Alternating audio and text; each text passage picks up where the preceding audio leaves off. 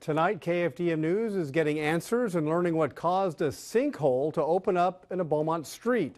KFDM's Lauren Huet is investigating. She joins us live now from Orange Avenue and Royal Street to explain. Lauren? Greg, you can see behind me, city employees have been hard at work digging out the sinkhole.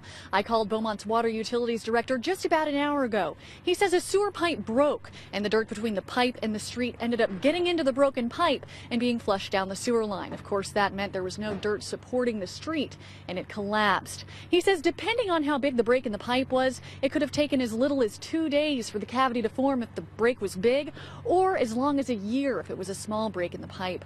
Earlier today, I spoke with residents who live along the street. They say the streets in this area have needed attention for a while. Oh my God, Mildred. People who live in the neighborhood are stunned. Many drove over this sinkhole less than an hour before it opened up. Every day I drove by this morning, going to the store. I drive all the time right down here. Maybe about 45 minutes ago. Mildred Holman owns the business on the corner next to the sinkhole. There's potholes and then there's that's just amazing. It's unreal. Joyce Bodwin lives down the street. Coming across here. I just felt safe just driving. You know, stop at the stop sign and go head on. Never would have thought that this was like this. Never would have thought that I probably was in danger and didn't know it underground.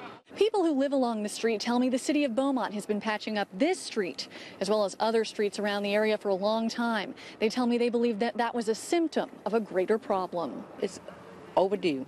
It's just showing what the problems were in this neighborhood. It's constantly being worked on. This street has a lot of work being done. Patches here, patches there, especially where this sinkhole has happened. Toya Miller hopes the sinkhole leads to change. These streets around here need a lot of work, a lot of work. Not in just this area, but Washington Boulevard, 4th Street, the surrounding areas. These roads are really bad. They're all grateful no one was driving or walking over the sinkhole when it caved in. And then school would be out later on, and then the children. So I thank God for that. So it's a blessing that it happened like it did, and they can get work on it. Martin Luther King Middle School is just down the street. The water utilities director says safety is their #1 concern, and their goal is to have the hole filled by the time school opens tomorrow. He says they'll have a crew out here all night if necessary. Reporting live in Beaumont, Lauren Huet, KFDM 6 News.